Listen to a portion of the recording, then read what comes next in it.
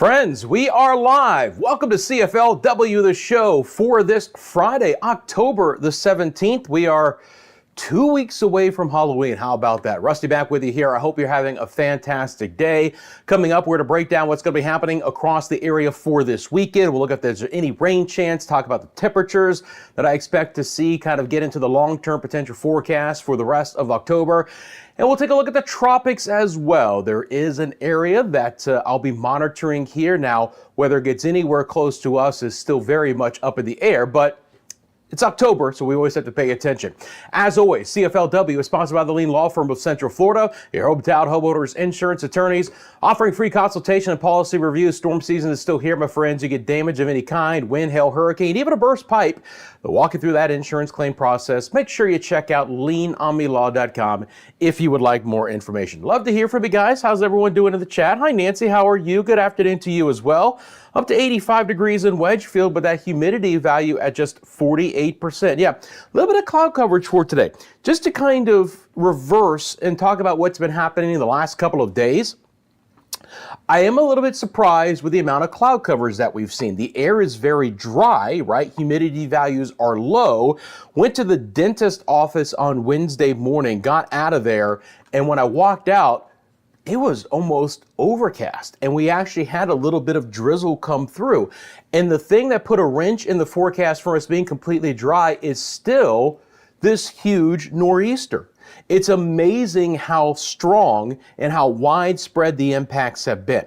Now, again, not tropical in nature, but it is well more than 1,000 miles wide, and it's actually dragged enough moisture back over the western Atlantic just off of our east coast to pull in some clouds, right? And even on Wednesday, we had a couple of sprinkles. So if this weren't in place, that north wind would have kept us even sunnier here. I still have expectations that overall we're going to be very sunny. And the very interesting thing about it is the Hurricane Center has actually put a little 10% area here that this may end up being some kind of a hybrid system, a subtropical storm as they call it, as it moves away. But the impacts up and down the eastern seaboard have been very prominent now for basically a week, and we are still seeing some coastal impacts from this in the form of still have a coastal flood advisory up in Flagler and St. Johns counties. We still have small craft advisories that are into play as well. But again, temperature-wise, it's been very comfortable. Appreciably, there really hasn't been any rain, but just the fact that we've had even the cloud coverage that we've had lately is attributed to that extremely strong area of low pressure off of the New England coastline. These are your dew points right now.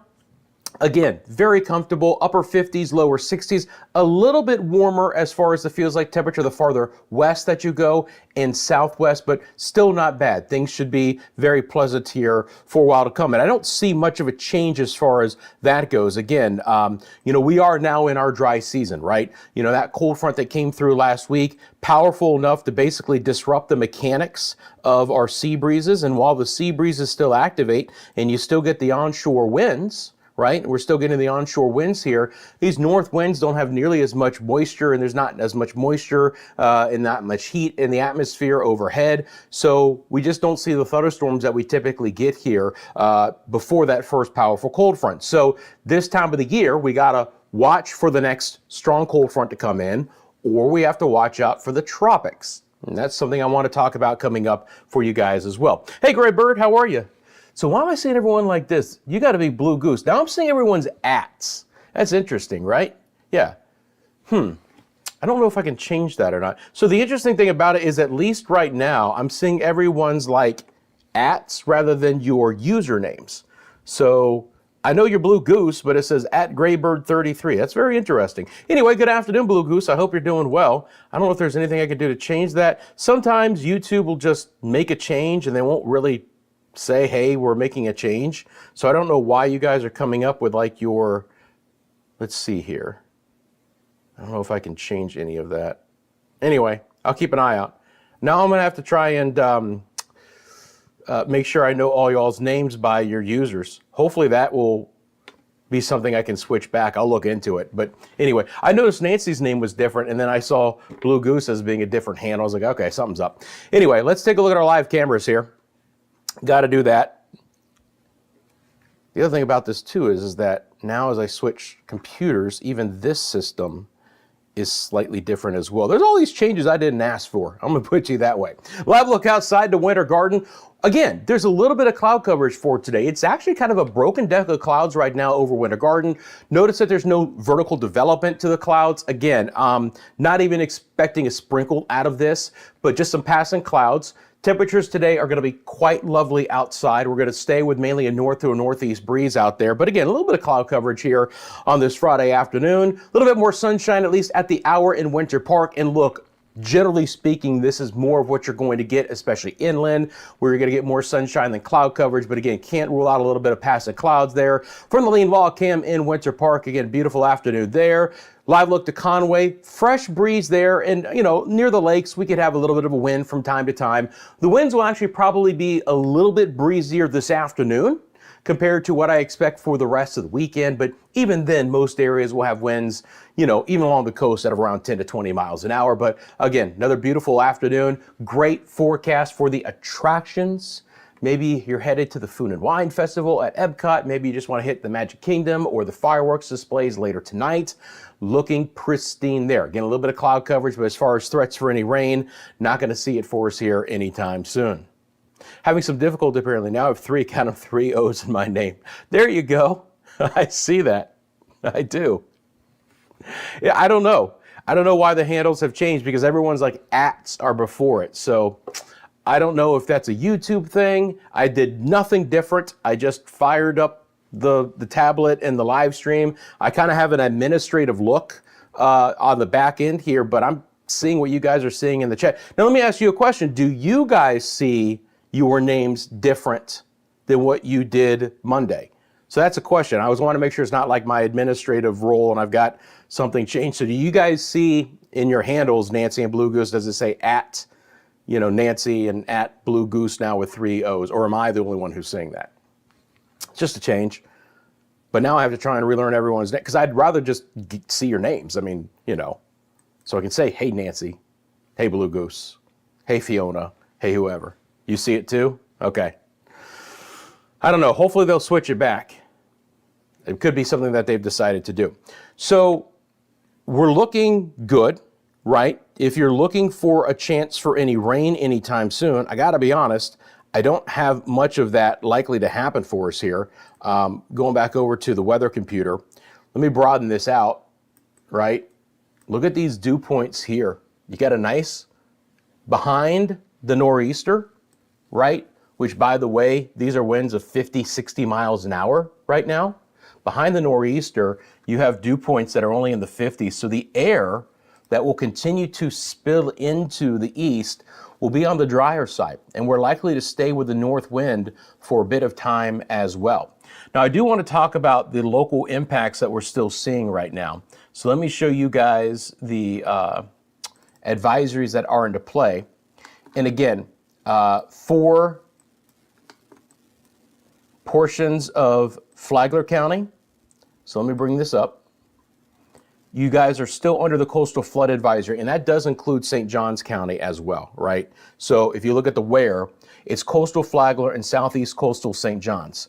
They're still expecting above normal high tide cycles, Flagler County, so Beverly Beach, Flagler Beach, Palm Coast, up to Crescent Beach, maybe St. Augustine area, through Sunday evening. And they're also talking about the opportunity here that, I don't know if it's on this particular one, but I was reading about it earlier, that they could still expect more than 2 feet above normal tide cycles in these areas. So they're still looking at the potential for some inundation. Now they call it nuisance flooding. That's what the Weather Service office out of Jacksonville called it. But you get the idea that there is still the opportunity here for some minor coastal flooding through the weekend. All right. Now you get a little bit farther to the south, and these flood warnings are still going to be for the St. Johns River, but you still have your RIP current statement that goes all the way down into Indian River County and south. The bottom line is that they still have very churned up conditions.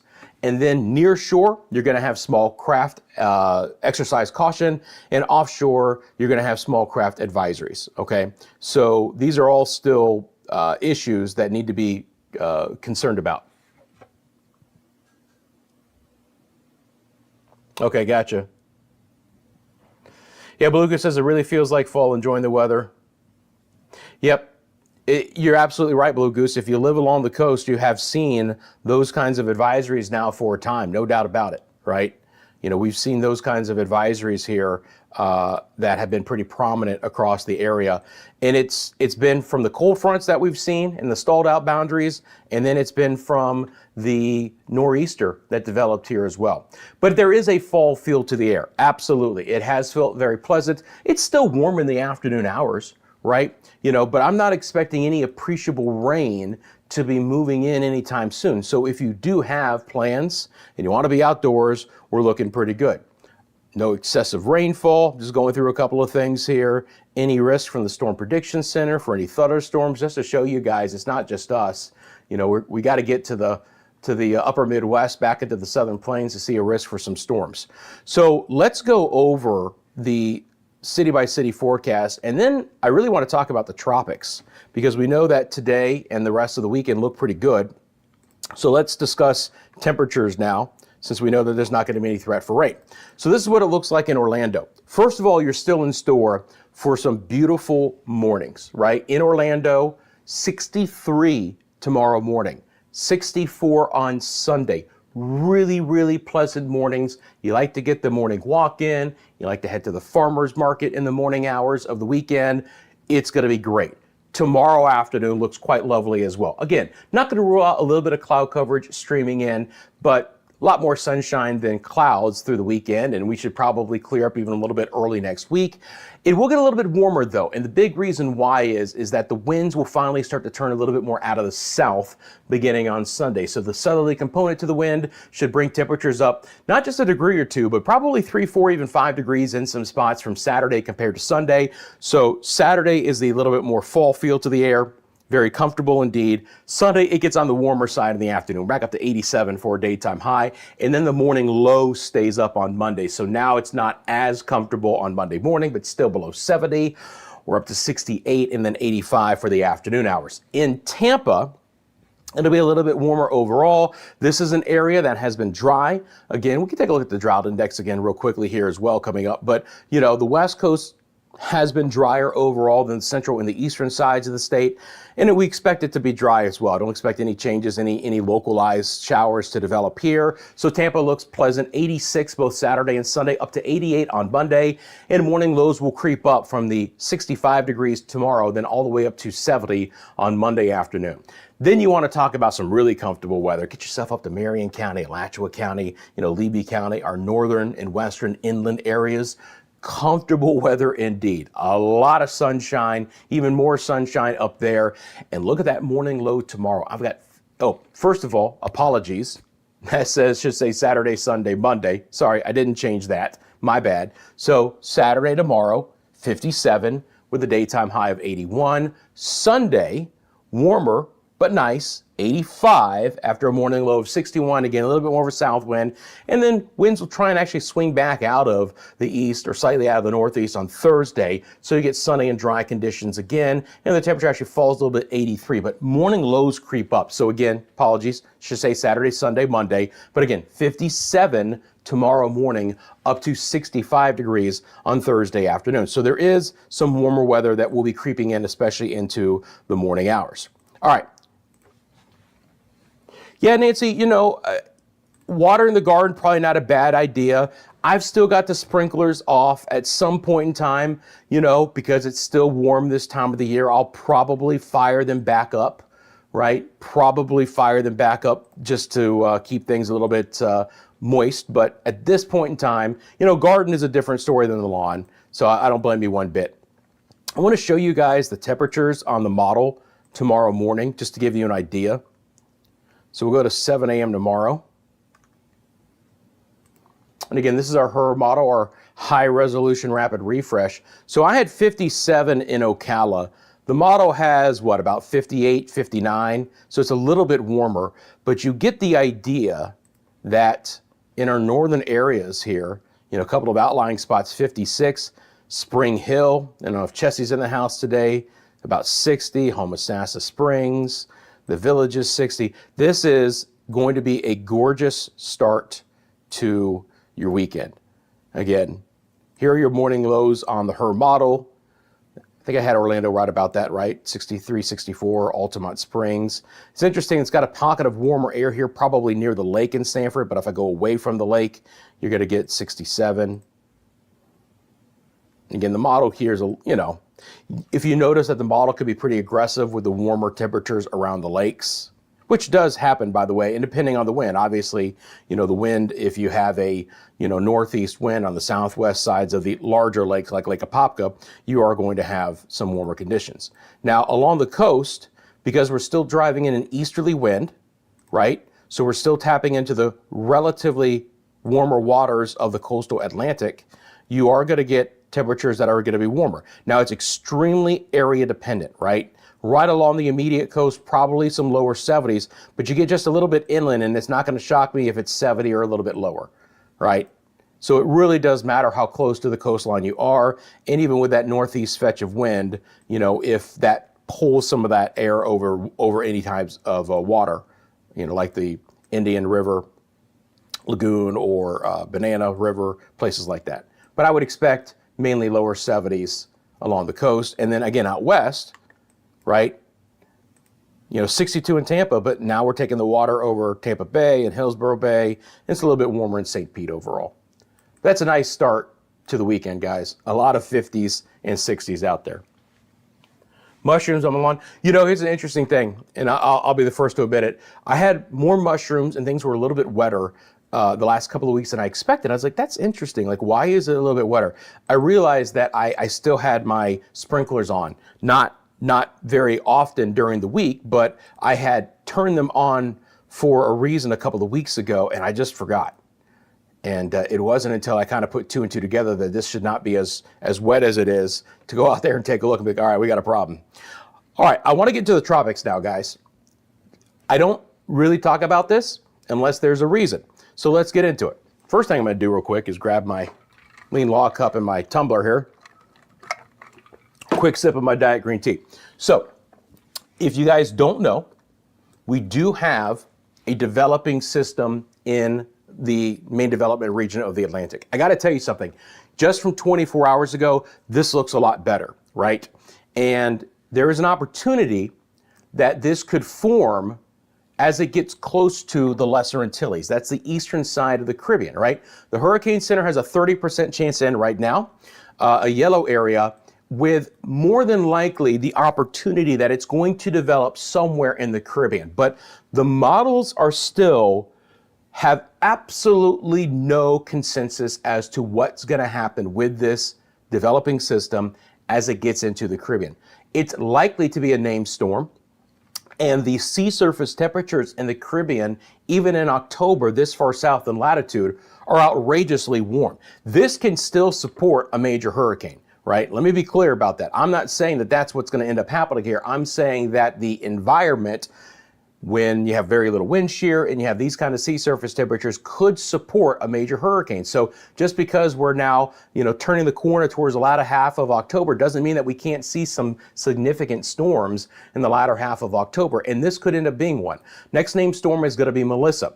So I show you this because there's a lot of disagreement as to what happens with this storm. Some of the models develop it near the Lesser Antilles and then try and turn it north towards Puerto Rico or the Virgin Islands or Hispaniola, and then pushes it back into the Western Atlantic Basin, well away from our area. I do want to point that out, that if you have any interest in Puerto Rico, make sure that those interests are aware of what might be developing, through early next week.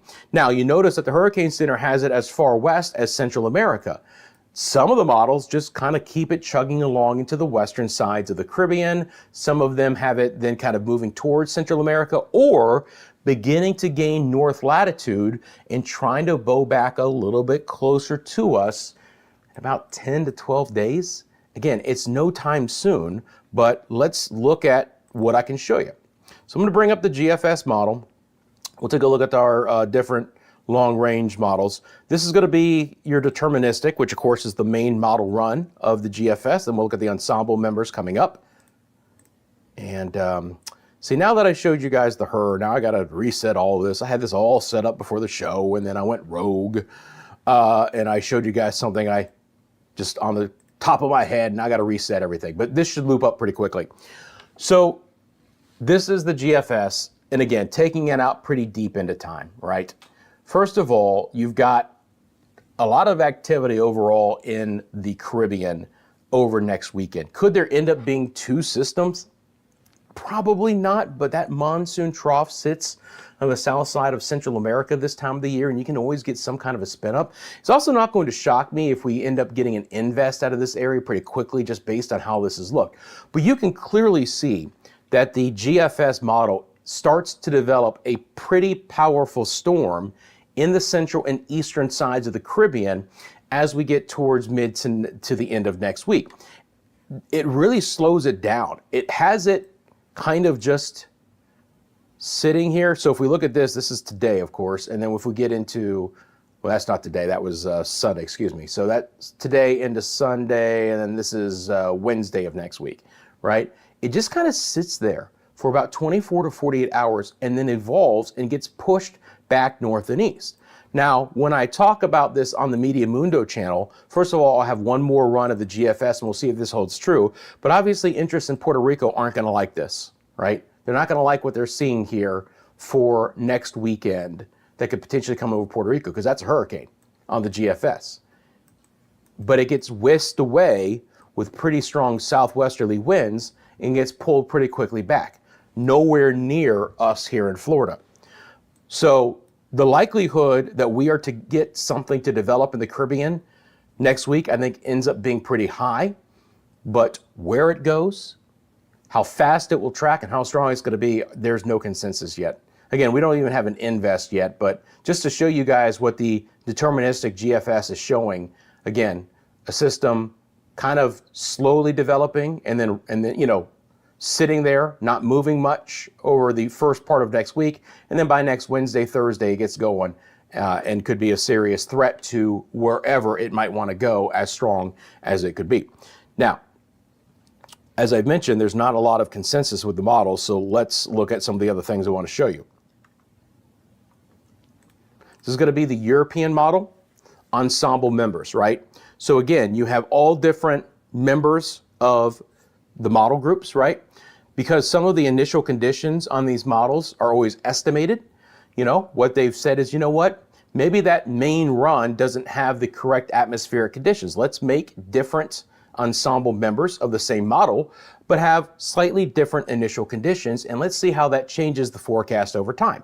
That's why you have these ensemble members, right?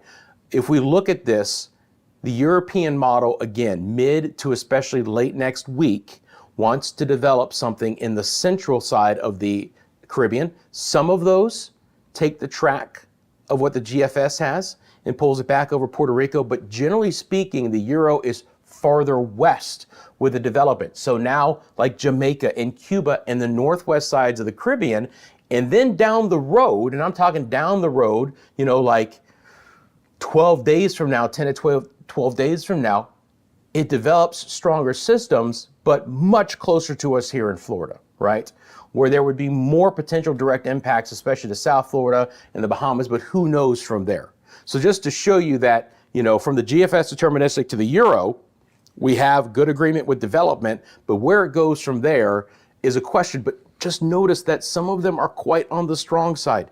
It's a very powerful storm in one of the European ensembles, and many of them have this becoming a hurricane. Now, there's plenty of time to monitor the situation. We've got no threat to us here whatsoever at all. This is now the GFS ensembles, right? So the main deterministic run through Puerto Rico, but the majority of them are slightly farther west. So we'll see if the deterministic wants to start to round into where the GFS ensembles are showing, with development a little bit farther west, but still most of them south and east of the area. Again, about the same time frame. It's way down the road, 10 to 12 days. But if you guys are watching this live stream, you guys are pretty sophisticated and knowledgeable about the weather. And so you're listening to me instead of just looking at this and going, oh crap, there's a hurricane coming, right? There is a high likelihood that we're still not going to be impacted by this, but it's not zero. So this is just one to pay attention to.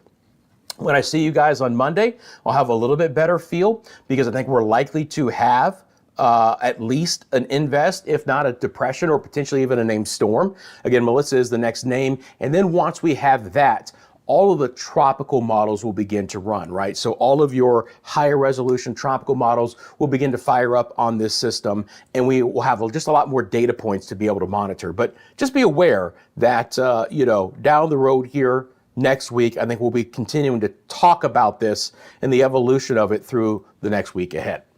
Anyone have any questions about that or any other questions about the forecast itself? Let me know in the comments section below. And while you guys are there, again, I appreciate you taking a quick second, hitting that like button for me. If you haven't subscribed to CFLW, thank you for doing so. If you guys don't know, this is a live-only channel. I do come on live Monday and Friday afternoons so that we can have conversations like this, can get you prepared. The Monday show gets you prepared for the work week ahead, the Friday show for Friday and the weekend. If there's anything appreciable going on with the weather, we're going to talk about that. And then if there's anything going on as far as impactful weather across Central Florida, I'll be on live for you guys. So anytime we have severe thunderstorms or anything like that. And again, now we slip into the season where we have to watch our cold fronts coming in.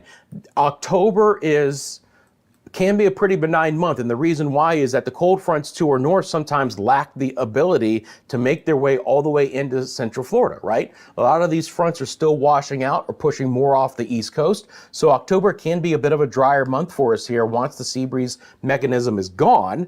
Then we start to get deeper into fall, and more powerful cold fronts can work their way through the area. You still get stalled boundaries where we can obviously see the opportunity for some significant heavy rain with these boundaries just sitting over us. The tropics can still be active for us here, and then again the late fall and then to the early spring cold fronts bring a threat of some severe weather as well, even some isolated tornadoes. Hey Charles, how are you doing, man? Hey, I appreciate you. Yep, Charles, I'm keeping an eye out for you. I'll always do that. And anytime there's any interest here in Central Florida to talk about tropically, we'll do that, right? And that's exactly what I just did there. So you guys now just know, hey, look, Rusty is going to be watching something, and it's something that he'll likely be tracking through all of next week as well. But, the earliest that this could impact us would be about 10 days from now. But at this point in time, not expecting that to be the case. We'll see how it goes. You got it, guys. All right, I appreciate you guys so much. Please remember that the channel is sponsored by the Lean Law Firm of Central Florida. Their logo is right below us. Look, they cover all of your property damage, burst pipes included, obviously any storm damage, but if you've been in an auto accident, they can walk you through that insurance claim process. And because they offer free consultation and policy reviews, you really do have nothing to lose. So I do urge you to support someone who supports the channel. Check out leanonmelaw.com. If you want to keep up with the tropics, my other page is Mediabundo. You'll find that on the homepage here of CFLW. Make sure you like and subscribe to that channel as well. I appreciate all of you guys for tuning in. Have a great rest of your Friday. Have a fantastic weekend. The weather looks great. I'll be back on Monday at 1 o'clock. We'll talk about if there's any chance for rain next week, and obviously some big time updates with that tropical system, which by then is at least going to be an invest, but more than likely a tropical depression or a named storm, and we'll carry it on from there. My friends, have a great rest of your Friday, and I'll see you soon on the channel. Take care.